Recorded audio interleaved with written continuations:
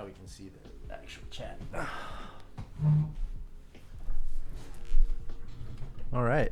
Ooh. Setting things up, just getting ready. What's up, Scott? Hello, sir. How you guys doing today? I'm doing good. Doing good. Doing good. Got my Can't complain. coffee. I know, right? I'm ready.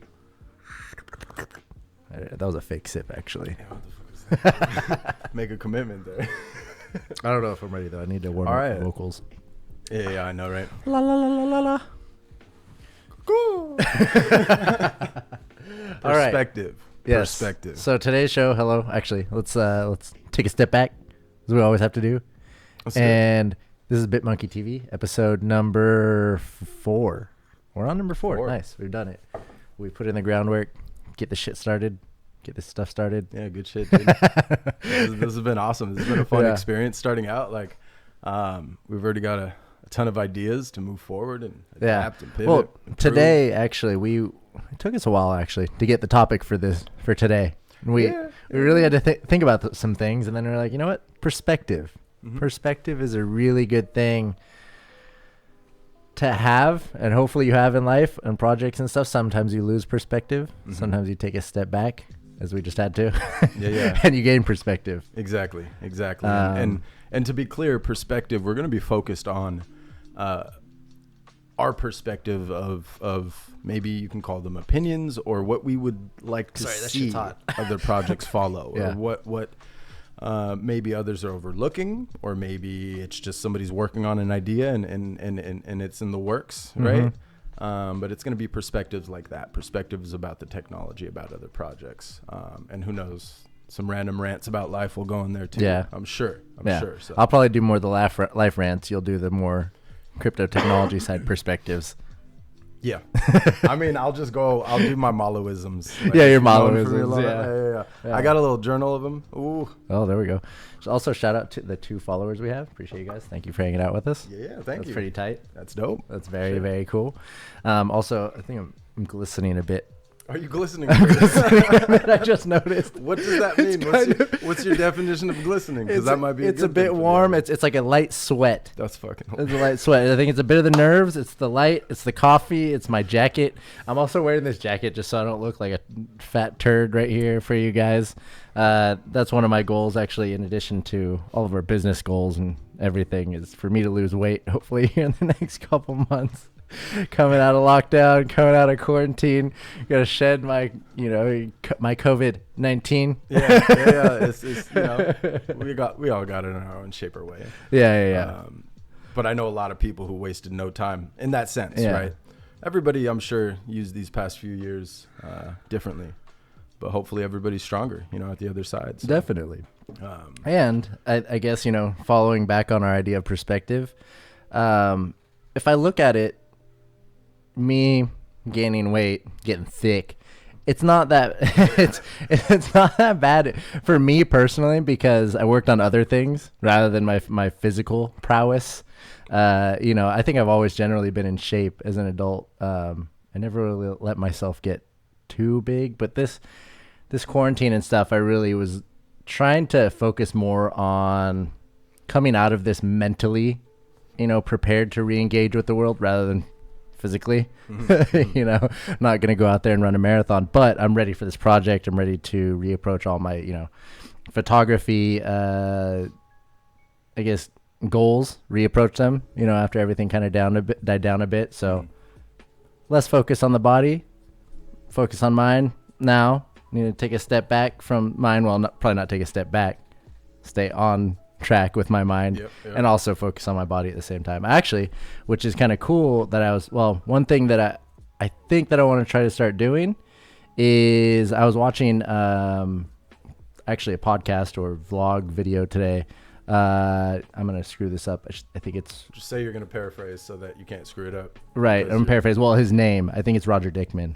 I think I'm going to screw that up. Anyways, I was watching it and it was really quick. But one thing that he mentioned was, like, when you wake up in the morning, what's the first thing that, you generally do? For me, I know it's roll over, grab my phone and start, going through social media. Mm-hmm. And he was saying that, you can get tossed tossed around back and forth by that. You know, it can be the great news and you're all of a sudden on a high, or it can be really bad news and you're in a low. And that has determined almost your entire day from the very start. So I was like, that's a really, really cool point. And I was like, you know, what are some good tips or tricks that I can, you know, do to improve that? And he's like, just go for a walk. It's probably the easiest thing. Get up, go for a walk. And what I've been doing actually these last few mornings, I've been really bad because the first thing I do is I get up, pick up my phone, start doing the scroll. That's bad. But I do actually right after that go on a walk. Very reactive state immediately. Exactly. So depending on what you see, it'll change my mindset. It'll change my mood. It'll affect me probably for the whole day. So I think going forward, I just need to reverse that, because I always take my dog for a walk, you know, after I do that little rollover, go through social media. Now I should just wake up. Hey, Kiki, come on, let's go. Yeah. Let's go for a walk. Yeah.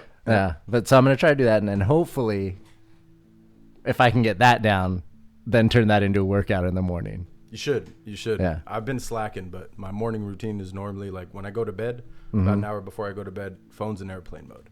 Things have been a little different. Do you do recently. that? Do you actually do that though? Yeah. I actually really do that. That way when that takes some dedication. That's commitment. When I wake up, there's no notifications because I use it as my alarm. So one of the biggest problems I found while doing that is if it's not in airplane mode, you see a lot of notifications. I don't want to interrupt you, but I think you need to talk in your mic a bit more, or just bring it closer to you. Yeah, because I mean, even though on the people watching, how do I sound? Yeah, let's ask the audience. Is Marcelo is he low at all, or you can just answer as we go? But yeah. I think yesterday for some reason when I was listening to our last podcast, or I keep calling it a podcast because it's not officially a podcast I think it's just yet. your headphone.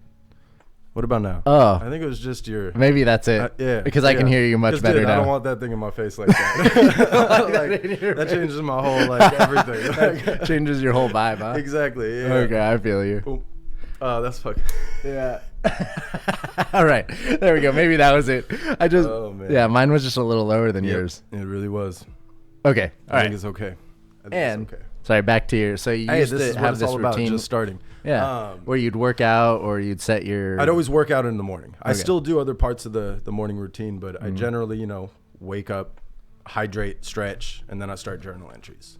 I do a combination of what I call gratitude and agreements, where I write out 7 things I'm grateful for. They could be completely irrelevant to the grand scheme of purpose in life. Yeah. But because sometimes you run, you roll out of bed and you're not always feeling the same way. No, definitely. So I force myself. Sometimes I'll look around my fucking room and write things I'm grateful for. Yeah. But a lot, more often than not, it's very thoughtful.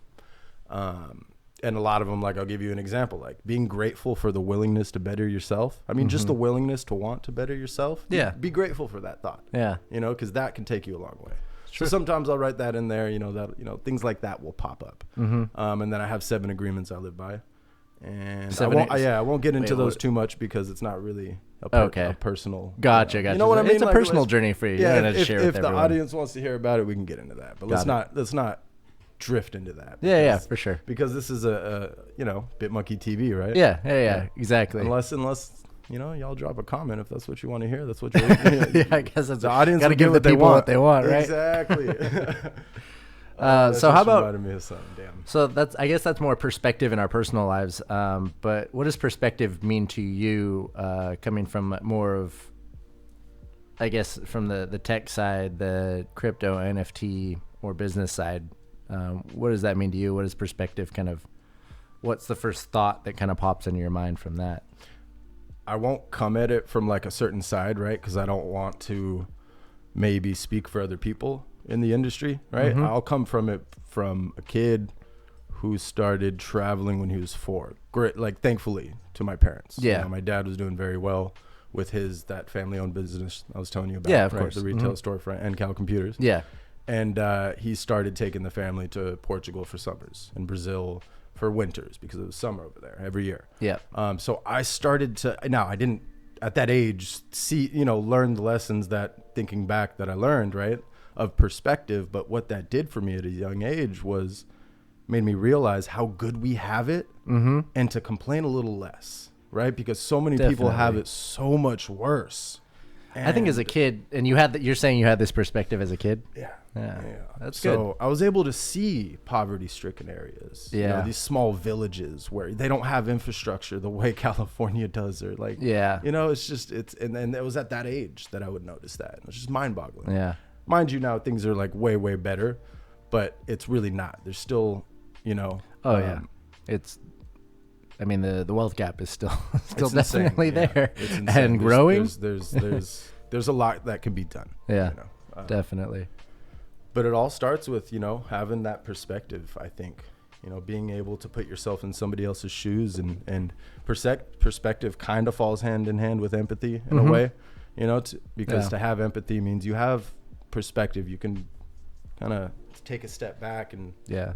I think we always I think with perspective, it's so easy to say, take a step back, because that is, it's almost like, because you are physically changing your perspective. But I think the biggest thing. Somebody's saying something. I can't read it from here. Oh, here, let me check it out. He'd love to hear your 7 agreements. Okay. Do you want to dive into that right now? Yeah, you finish your thought. Okay. Well, literally all I was going to say is that one thing that's given me a lot of perspective in my life was the fact that I've traveled to X amount of countries. I think that in itself, I think a lot of people it's a much higher statistic in America, whether you actually leave the country or not, as opposed to other countries. But I think everyone's so afraid to sort of leave their little bubble, whether that's the hometown they grow up in or the city that they now work in. It's comfortable for them. Yeah. And once you get out there, you're open to the world and all these new experiences and how other people live. And you may not agree with that, or you do. But regardless, it puts you into situations that you're unfamiliar with. And uncomfortable with, yeah. And I think one of the biggest times, growing periods for anyone, maybe I'm just speaking on my personal experience, but when I'm in uncomfortable situations, or I'm, I'm not just sitting at my house on the couch, watching all the channels and stuff, like kind of learning that way. When I'm actually in it and I'm like, oh shoot, I'm here. I've actually got to experience everything, interact with people who are around me. If I want to sort of get that enjoyment, like why did I go, for example, I just randomly, let's see, where's someone I randomly took a trip, Vancouver one time. It wasn't like ultra random, but it was probably. Don't you have family out there? No, I actually Toronto or Ontario. Yeah, I have family in Toronto. Okay, shout out Toronto. Yeah, Toronto, hey, Canada, hey. I have a really bad Canada joke one time that I'll probably tell you. It's not like bad in the sense that it's like. I'm about to say, if it's that bad. No. It's just a really like dad joke. Someone to bad. come after you. Yeah, but anyways, like going to a different place, like like Vancouver. I could have just stayed in my hotel and kind of. It was a bit rainy when I was out there, and just like, oh, it's rainy. It's why go outside, I'm like, no, I'm there to experience Vancouver and to see what it has to offer. So, went out into the rain, whereas normally I actually hate the rain. Fun fact, it's my least favorite weather condition. I don't know why I can't stand being rained on. I know some people. I don't like other drivers in rain. Yeah. That's for sure. Oh yeah. But can't speak for everybody, but yeah. And so, like, to go out and be in the rain, it's physically uncomfortable for me. So I had to do it. I'm like, all right, I'm just going to go do it. It's so small, but it is an inconvenience for me to do. And I went out there, and it was amazing. I actually got to go to this. It's like a world famous hot dog cart. It's so weird. I would never think about hot dogs in that way, but it's a thing in Vancouver. If you're supposed to go there, you go there. And I had the hot dog, and it was amazing. And I wouldn't fry it on a baking sheet like they do out here in San Francisco? They have like tons of different styles. No, they don't fry it on a baking sheet. I had one of those after one of those Giants games once. Yeah. Oh, those. That did not sit well. Oh, you're talking about those ones. Back when I was still, before I went. I love those dogs. We call those dirty dogs. You could get them coming out of the stadium. It was wrapped in bacon and everything. Yeah, and bacon. They put the onions on it, loaded up with mayonnaise. It's terrible for you, but it's so good. Horrible for you. Ridiculous. But yeah, so like, going out and being uncomfortable, I got to experience that. I probably wouldn't have if I hadn't forced myself into an uncomfortable situation. So I think perspective is very important in understanding, I guess one, like how fortunate you can be, but also realizing sort of what opportunities that you have that could be out there. that you wouldn't have if you didn't take that second to sort of look around a bit more. Yeah, exactly. Having that open mind and not being completely shut down and closed down. Oh, yeah. Regardless of. Let's go back. Let's hear your 7 agreements. All right, I'll be quick. Okay. So number 1, be impeccable with your word. So to preface, these agreements were inspired by what is it? The 4 agreements by Don Miguel Ruiz. So the first 4 are adopted by him, except number 4 I've kind of tweaked a little bit. Yeah. And then number 5 in a way was kind of inspired by him and his 5th agreement, but his 5th agreement was kind of contradicting. So I kind of tweaked it a little bit. And then 6 and 7 are mine that I kind of added on top. Okay. So you're going to hear these first 3 and he's going to be like, oh, this motherfucker's copying. Yeah. So to preface that, inspired by him. So number 1, be impeccable with your word. With your word? Yeah, with your word. Okay. Yeah. Number 2, don't take anything personally. 3, don't make That's any assumptions. a hard one. It is. Number 2 is a hard one. I like to revisit these agreements. Sometimes I'll be going through something, right? Whether it's family oriented or whatever. And I try to use them as backstops to kind of think these thoughts and these agreements, because I read them to myself every morning and write them out. Yeah. That repetitive form, I have them memorized. Yes.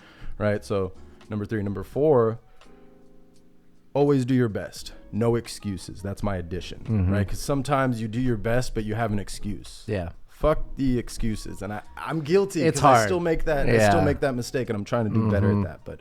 But that's something I write out every morning. You know. Number 5 is cultivate instinct and desire. Right. That one was kind of. That's a bit harder one. It is, and that one constantly, honestly changes. Yeah. I've been changing number 5 frequently. How do you cultivate instinct? It used to be listen to instinct, listen to desire. Okay. Whatever you desire, kind of listen to that passion you have for a project. Listen. That could get you in danger, though. I know, but it's all about just trusting your gut is what it all revolves Gotcha. around. Okay, that is makes- what I would yes. say. I was just trying to find a clever way of saying Yeah. it, like a almost modelism, like you know? don't second guess yourself. Exactly. If you decide something, just run with it. Yep. See where it goes. Okay, I like that. I like Exactly. that. Yeah. So number 6 is cultivate compassion and understanding. So that's kind of like another form of empathy. But that one is honestly, I don't want to say it was inspired by Optimo, right? Because I wrote that out when she was still alive. Yeah. But the more and more I think about it, that exists because of being her dad, right? Got it. Because of learning how to be more compassionate. Optimo is Marcelo's late dog, just to clarify. So in case not someone like doesn't daughter. think it's a child or Yeah. something.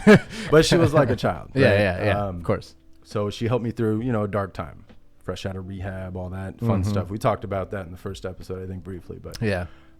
so that really comes from her. And I try to I mean, that 5x5 Moral Monkey initiative, if that, Yeah. I don't know. I'm going to be incorporating that agreement a lot into hint for anybody watching who's going to apply. A lot of compassion and understanding for the applicants. Yes. Okay. For, I'm going to, the title of this episode is perspective. I have that perspective to put myself in other people's shoes to the best of my ability. Now I can't speak for everybody, but, but I'm really going to be thoughtful about that. Definitely. Cool. So I just want to give a little sneak peek before I give you number 7. Number 7 is one that I use frequently. Because I tend to worry sometimes. Yeah. We all get that, right? Do you worry? Yeah. All the time. and how much time and energy does that take from you? That's like an sometimes. obligation as an artist. Like sometimes it'll take like half of your day, right? Yeah. Or a third I of your set day. aside a time of my day to contemplate. you time block your day for my that? existence, and my art, whether how shit it is or how, in my mind, all the time. Yeah. So number 7 is don't use your energy to worry. Use your energy to believe. Now, I didn't create that one. That one was inspired, but I honestly can't remember the book right now. I think it was a Deepak Chopra book. Okay. I think it was I like that. something about setting intentions. If somebody can help me with that title, I'll try to find it to recap in the comments, but something about setting intentions. I think I pulled that idea from that book. Okay. It made a very good point. Yeah. Like, what's the point in worrying? I really like that. What's the point in using that energy to worry when you can just use it to believe that whatever you're worrying about is going to work itself out? Yeah. See my point? So that can be used in a lot of number of ways. So that's it. Number 1 through 7. That's I good. write those out every morning. Nice. I don't really recap them like that. I kind of gave you a preface because in the audience a preface. Well, who was that? Dream Joker, shout out you for asking about Appreciate that. I'm glad it. we Yeah, got it's a very that. thoughtful question. That was actually great. Yeah, I think it actually I was plays... expecting some like, some trolling. Oh, no, because it's Twitch. Yeah. A little gamer hops on. it falls well into our theme of perspective. Yeah. So thank you. Thank you. I like Appreciate that. you. And that last one especially, like, why waste that energy on worrying when you can waste it on believing? Not really waste it. There's so many things that can go good. Yeah. Yeah. There's a lot that can go bad, but there's.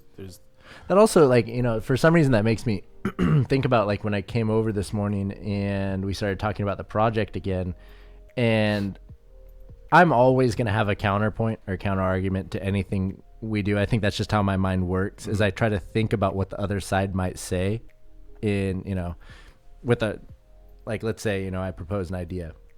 Well, I think this, but what does the other person think? And maybe sometimes I'm too caught up in what they may think and thinking that I may have the right answer, and how most people like would combat or have a differing opinion to me, and I just need to believe in my idea and maybe just run with it more rather than worrying about that. Trust your gut. Adopt that fifth agreement, man. Just listen to that gut. But also number 7, and if anybody knows me, 7's my number. Yeah. And that the most meaningful of them all was number 7, so I had to place it strategically as number 7. Of course. Yeah. It's always 7s with you. Always. Hint. Did I ever tell you what my favorite number is? Actually, that's a trick. It's a trick question. 23? No. It's a single digit. 8.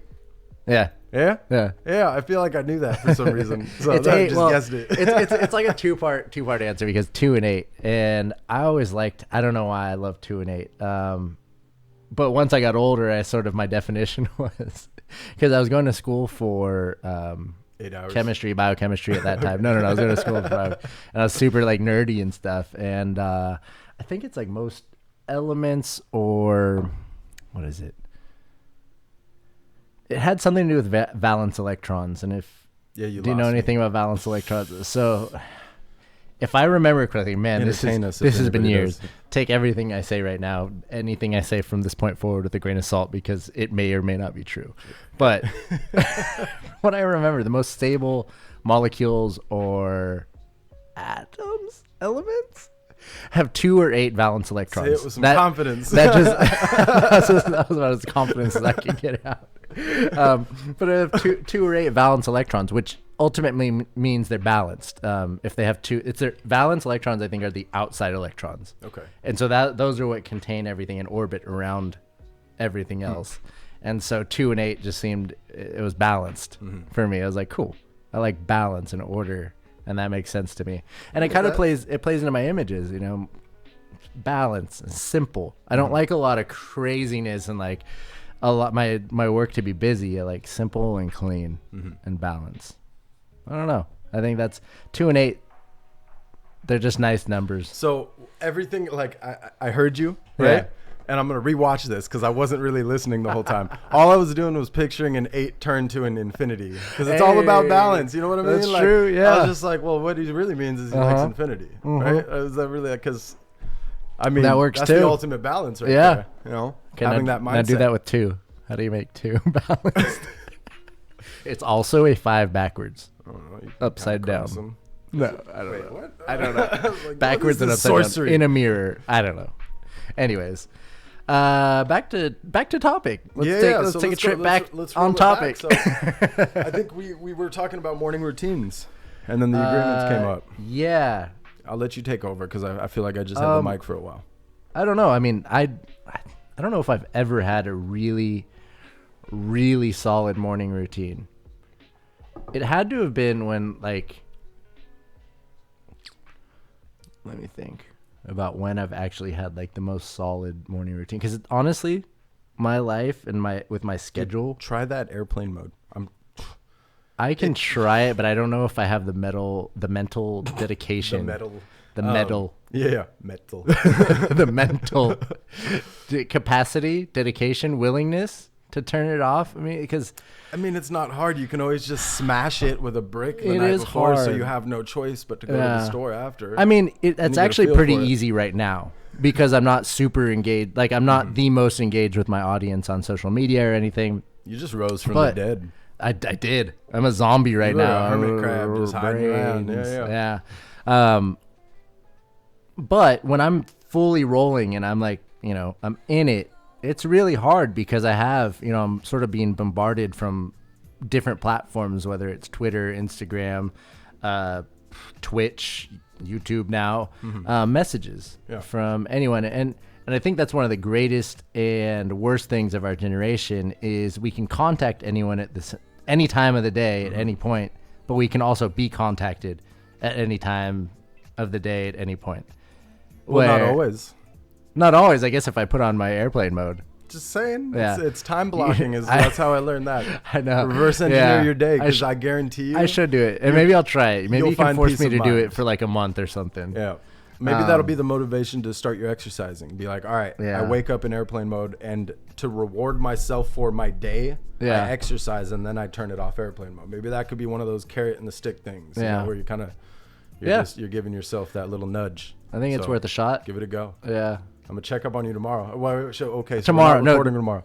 We're not recording tomorrow, but you can call me. Yeah, I'm leaving town tomorrow, going down south. How's your morning? Did you check your phone? What's that? You could call me and be like, or text me, like in the morning and see if I respond. I'm just gonna text you 911.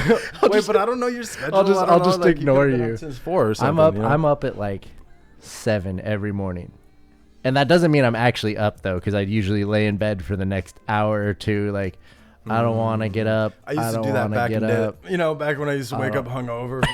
College lifestyle. Yeah, but I'm not even hungover. I'm just.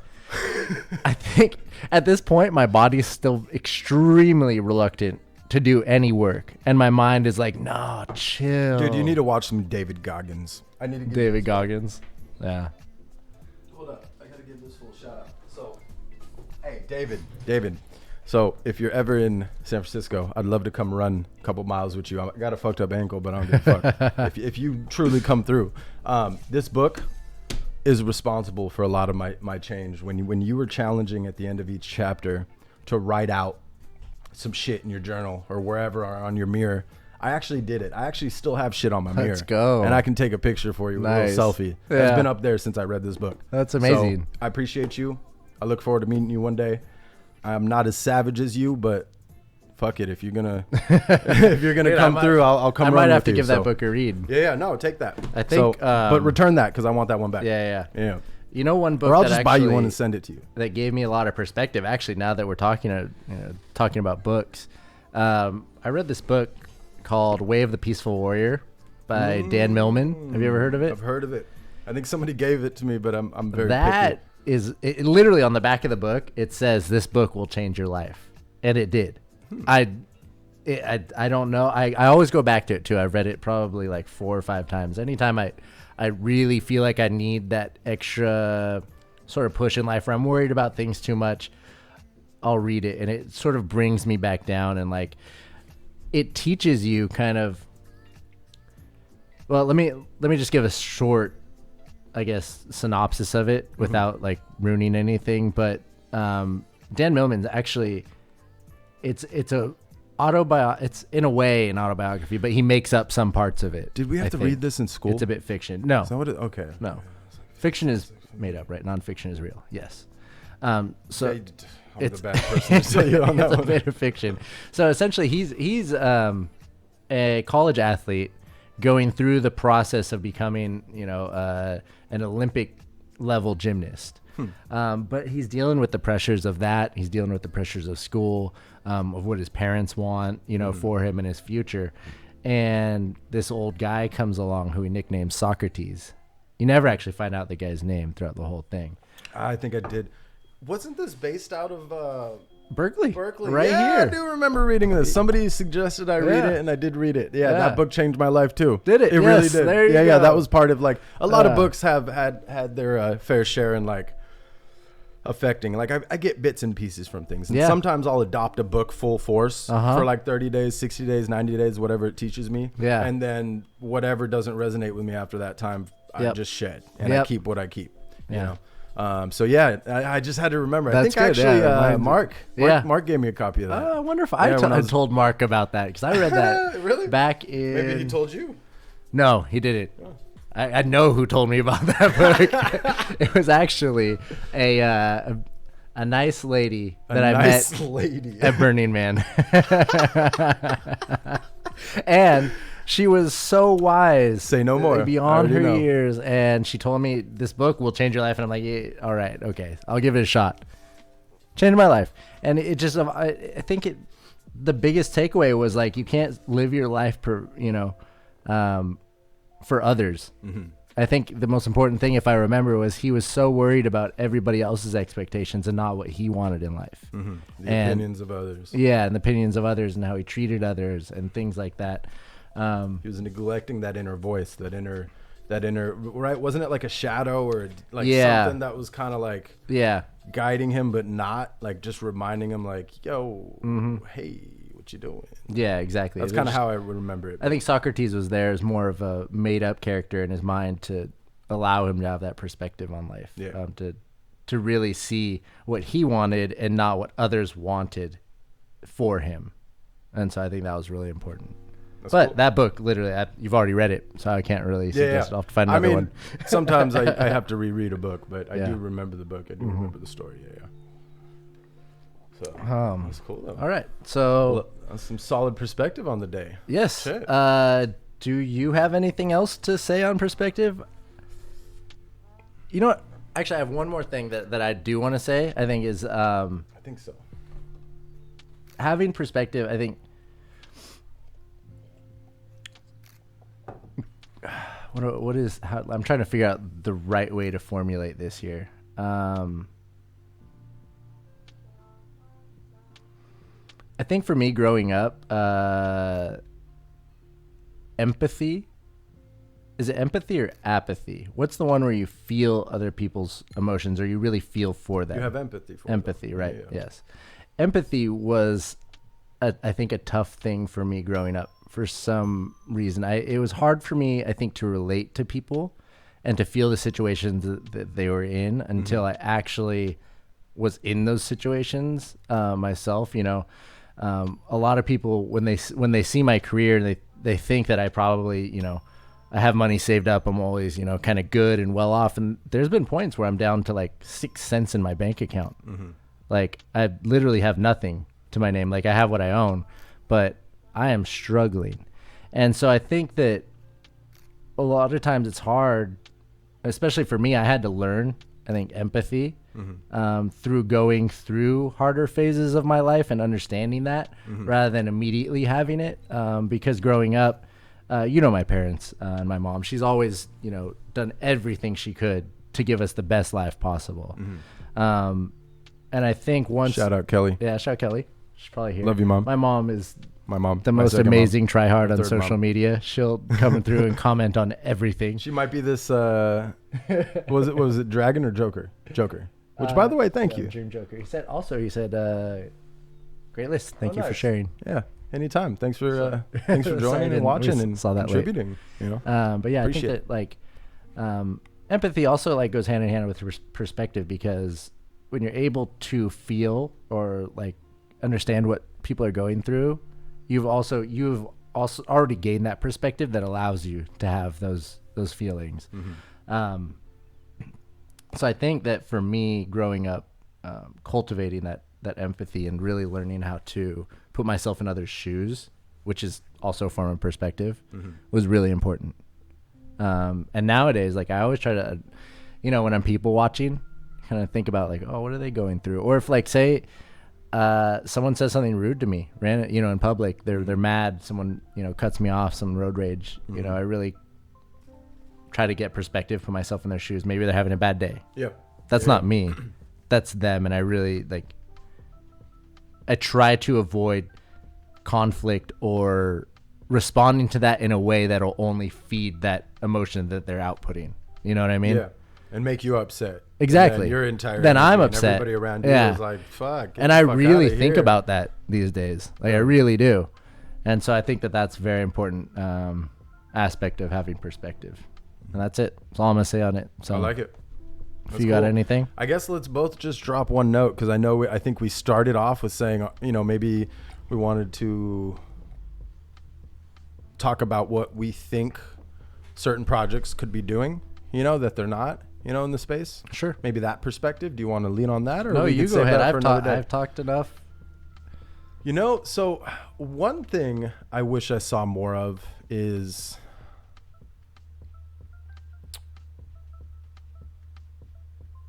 I don't want to say get more original. I see a lot of these knockoffs. Mm-hmm. Copy this, copy that, right? It's just like a rendition of it. Mm-hmm. Yeah, but that's going to happen. It looks great. Don't get me wrong. That's going to happen in every industry. I almost bought a few, but you realize it's going to happen in every industry, though. Yeah. Like there's always going to be copycats, and it's sometimes it's not even a pure copycat. You have to draw inspiration somewhere, and a lot of people, if they can't just be self-guided on their own and create their own thing, they're just going to draw from somewhere else and hope that it goes okay. And so I don't know, maybe it's not always with bad intentions. I guess what I meant to say by that is have the willingness to like reach out and step out. Yeah. And try something just out of this world. Yeah. Right? An idea that is so foreign to what everybody else is doing. That's what I kind of meant from it. Yeah. Rather than just looking at what's out there, looking at what's trending. I think it's great. Don't get me wrong. And I love pixel art. I'm doing pixel art. Like I'm not knocking on anything or anybody, anything anybody's doing. But what I'm saying is I think we can all be more thoughtful about like, And you mentioned pixel art, sorry, because it's a very popular trend right now. Yeah. Well, and it's like, if you think about it, it's like that entry. It's like, it's that OG feel to it. Yeah. Right? I love pixel art I so love much. pixel art. I'm going to be doing a lot around that. Crazy pixel art, and Wait, like I want to shout out my buddy Keegan. He's doing Kegel. Shout out. He's doing Keegan. He's doing Kegels. Is that what you were about to say? Keegan is doing Kegels, and I just want to shout that out. Great Kegels, bro. Yeah. No. He's doing pixel art, and he's been sharing some recently on Twitter and other platforms. He's just a really cool dude. So that just popped in my head. Shout out. Yeah. So to summarize, I think we can all be more thoughtful. Yeah. And I think there's a lot of projects already. Shout out to Max the Miata. He on Instagram, I think it's max.the.miata. He's doing like these hand-drawn sketches inspired by the Gary VV Friends launch, that IP. And he's doing some really fun stuff there. Cool. That's all I'll say. Just go check it out. Yeah. Go check it out. Yeah. He's doing, and then wanna be a V friend as well. He's launching his own token and he's hooking up his audience. He's being very thoughtful, hooking up his original 1,000 followers with something special. That's pretty cool. And that's to be determined. Yeah. To be officially How released. can he tell who his original 1,000 followers are? Oh, I'm pretty sure you can go and print out the timestamp. I'm sure there's a way to access that. There's got to data, be man. something. There's always a way. Yeah. Cool. There's always a way. So shout out to those Yeah. projects and many more. Yeah. I want to give a shout out to Crypto Kickers too. This ball is from them, from a project from them through Wilson Chandler. They're being very thoughtful on their projects. Yeah.